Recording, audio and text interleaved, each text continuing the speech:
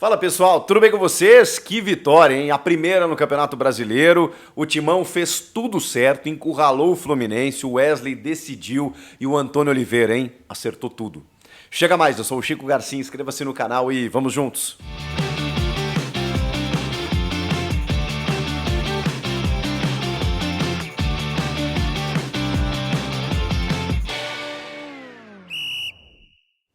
Bora se inscrever no canal, falta muito pouco, a gente tá de 1000 em 1000, chegando em 1 milhão.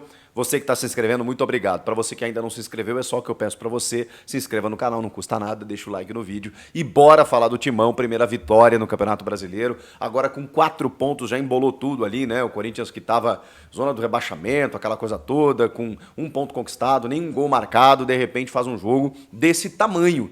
Diante da sua torcida, contra o bom time do Fluminense, um 3-0 e fora os ameaços, né? Poderia ter sido muito mais pelo que o time jogou, protagonizou, competiu, mas precisamos falar com mudanças no time. E assim, o Antônio Oliveira estava se perdendo por conta das suas escolhas. Ele estava entrando numa espiral negativa a ponto de ser pressionado por torcida organizada, pela opinião pública, daqui a pouco até podendo perder o emprego, coisa que eu não concordava, porque acho que ele tem condições de levar esse Corinthians a algo maior, mas o problema é que ele estava muito teimoso em algumas escolhas. Muito teimoso. Mas ele modificou. Não sei se por pressão, não sei se por pressão de cima, não sei se por pressão externa, ou se entender que de repente precisava fazer alterações, meio que, cara, não adianta mais. Não adianta daqui a pouco eu ir pela minha cabeça se o que está acontecendo é visível. O Corinthians não tinha vencido nenhum time de Série A na temporada. Nenhum time de Série A.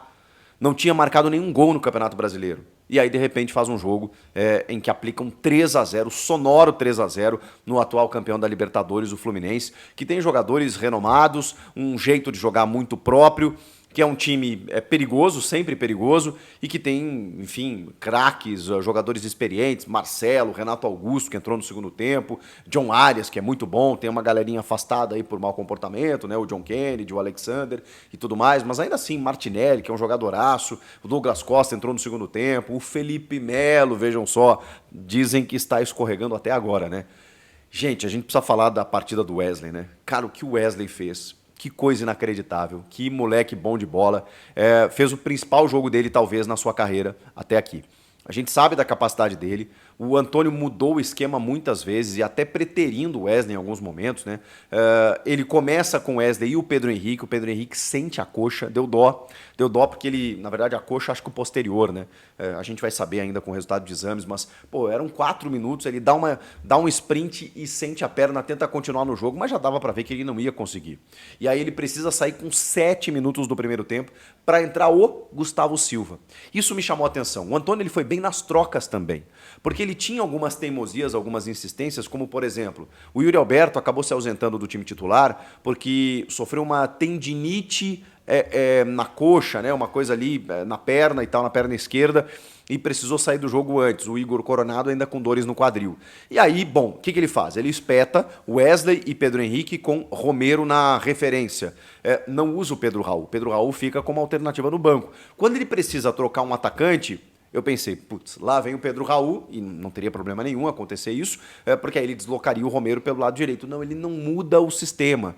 Ele estava convicto na sua intensidade também no campo ofensivo. O Pedro Raul, ele segura zagueiro, ele é pivô, mas ele não teria aquela intensidade de marcação alta como o Corinthians fez na saída de bola do Fluminense. O que ele faz? Mantém o esquadro e bota o Gustavo Silva pelo lado direito.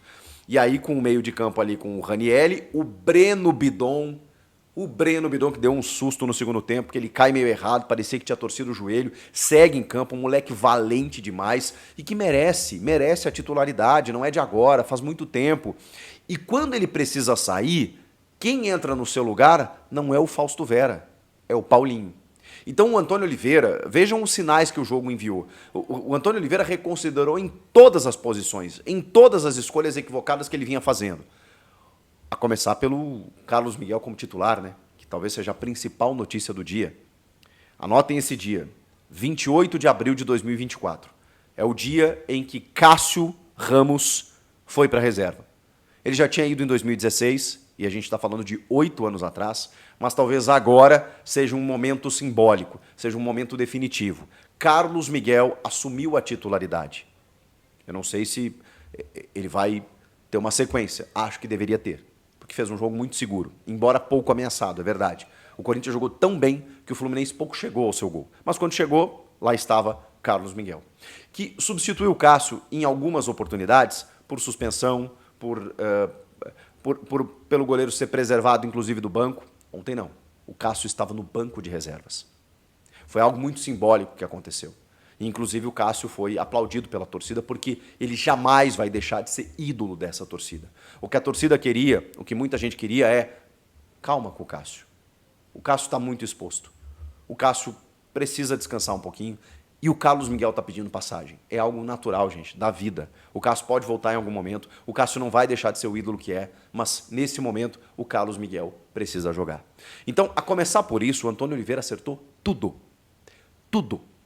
Quando ele bota o Carlos Miguel de titular, quando ele bota o Breno Bidon de titular, quando ele precisa tirar o Bidon e ele coloca não o Fausto Vera, mas o Paulinho. Quando ele precisa tirar o Pedro Henrique, ele não coloca o Pedro Raul, ele coloca o Gustavo Silva. E a parte tática do jogo. O Corinthians encurralou o Fluminense na sua tradicional saída de bola, coisa que o Manchester City tentou fazer em alguns momentos, não conseguiu, pois o Corinthians conseguiu e nessas roubadas de bola conseguiu achar o seu gol. Primeiro com o Wesley, né, numa roubada de bola, ele corta para dentro e chuta de perna direita no cantinho do Fábio, que nada pode fazer. E depois o Wesley pega a bola no meio de campo, dribla o time inteiro do Fluminense, deixa 2 zagueiros sentados no gramado, sentados, humilhados, destroçados, arregaçados. O Manuel, que a torcida do Corinthians conhece bem, e o Felipe Melo, que a torcida do Corinthians também conhece bem. Ele deixa os 2 caras no chão. Gente, foi um dos gols mais bonitos do ano, dos últimos tempos, e quiçá da Neoquímica Arena. A gente tem alguns golaços, assim, do meio da rua e tudo mais, do Rodriguinho, contra o América de Natal, contra o Fortaleza, mas esse gol talvez seja o gol mais bonito desse estádio. Ele pegou a bola no meio campo, ele driblou 4, 5 jogadores e deixou 2 zagueiros sentados no chão. Chegou na frente do Fábio e deslocou o Fábio. Foi um jogo da maturidade de Wesley. Wesley aparece para o futebol neste jogo. Anotem esse dia também, o jogo que Cássio vai para a reserva, mas que Wesley surge para o futebol mundial. Ele já tinha assédio europeu. Depois desse jogo, vai ser muito difícil segurá-lo e eu não quero dar essa notícia ruim para o torcedor do Corinthians, mas não sou eu a trazer essa notícia. Estou trazendo apenas um fato. Vai ser difícil segurá-lo na metade do ano, mas, como disse o Augusto, né, e a gente espera que ele cumpra, que chegue o caminhão de dinheiro, porque agora ele se valorizou. É claro que ele precisa de sequência, é claro que a gente sabe da capacidade do Wesley e ele precisa aprimorar algumas tomadas de decisão, alguns refinos ali na hora de decidir. O que ele fez hoje foi de jogador grande, contra um time grande, de muita maturidade, sobriedade, de serenidade, de tranquilidade, de muita habilidade, de chegar na frente do marcador e pum, pum, pum, chegar na frente do goleiro e não se apavorar e definir. Wesley decidiu o jogo para o Corinthians. Porque ali, o segundo gol especialmente, acréscimos do primeiro tempo, 2-0. E da maneira como o Corinthians estava encurralando o Fluminense, cara, era muito difícil do Fluminense tentar sair dessa armadilha. Assim como era difícil o Corinthians manter esse nível, esse ímpeto na segunda etapa. E manteve. Só que também tem um benefício. Comecinho de jogo do segundo tempo, o Rodrigo Garro põe na cabeça do Kaká, que marca o terceiro gol. Kaká, outro acerto do Antônio Oliveira. Na verdade, ele meio que ali não tinha muito o que fazer. O Gustavo Henrique ainda sem condições e o Raul Gustavo se inviabilizou. Então, ele não tinha muito o que fazer. É o Kaká. O Kaká foi contratado para isso. Então ele bota o Kaká, ele bota o Carlos Miguel, ele bota o Bidon, ele troca o Pedro Henrique pelo Gustavo Silva, ele fez tudo certo. Mesmo com algumas trocas que muita gente não entendeu no segundo tempo, quando ele tira o Raniel e põe... na verdade, ele tira o Raniel e põe o Paulinho, né? Eu estava falando do Bidon para o Paulinho, mas o Bidon sai para a entrada do Biro. O Paulinho entra no lugar do Raniel. O Bidon sai para a entrada do Biro. Não é o Fausto Vera, para vocês terem uma ideia. Mas aí ele tira o Raniel e bota o Paulinho. Aí ele tira o Gustavo Silva de novo, que tinha entrado no jogo com 7 minutos, mas ele sai de novo no segundo tempo para botar o Mateuzinho. Então ele dobra o Fagner e o Mateuzinho. Tá tudo certo. O Fagner fez um bom jogo, tá? Fui crítico do Fagner aqui, sou um crítico do Fagner pelo comportamento dele. Quase fez um golaço. Bola desvia do Martinelli, mas bate na trave. Mas o Fagner fez um jogo bom, um jogo interessante. A gente sabe a capacidade do Fagner. E o Mateuzinho entra numa segunda linha. O Hugo saiu para a entrada do Matheus Bidu, então eu imaginei que o Bidu fosse começar como titular, mas não, ele começa com o Hugo, mas depois ele alterna com o Bidu e tá tudo certo. Ali tem um vestibular na lateral esquerda, que a gente imagina que seja do Palácios. O Antônio acertou. Acertou, encurralou o Fluminense, decidiu o jogo no primeiro tempo, no segundo tempo começa, sai o terceiro gol, ele resolve o jogo, ele continua marcando alto, depois dá uma recuadinha, o Fluminense meio que tem a bola, porque ele normalmente tem a bola, mas o Corinthians não é ameaçado. A defesa do Corinthians não deixa o Fluminense se criar. E mesmo assim, no segundo tempo, ainda conseguiu criar alguns contra-ataques. E por pouco não faz o quarto gol.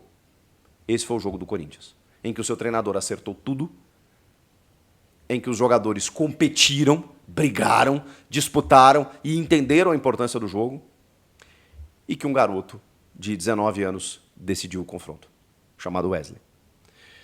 São muitas notícias no mesmo jogo, né? Muitas mudanças, mas a gente percebe que, diante do elenco que o Antônio tem à disposição, existe um mundo em que o Corinthians pode jogar mais do que vinha jogando. Existe um cenário em que o retorno pode ser melhor do que vinha sendo.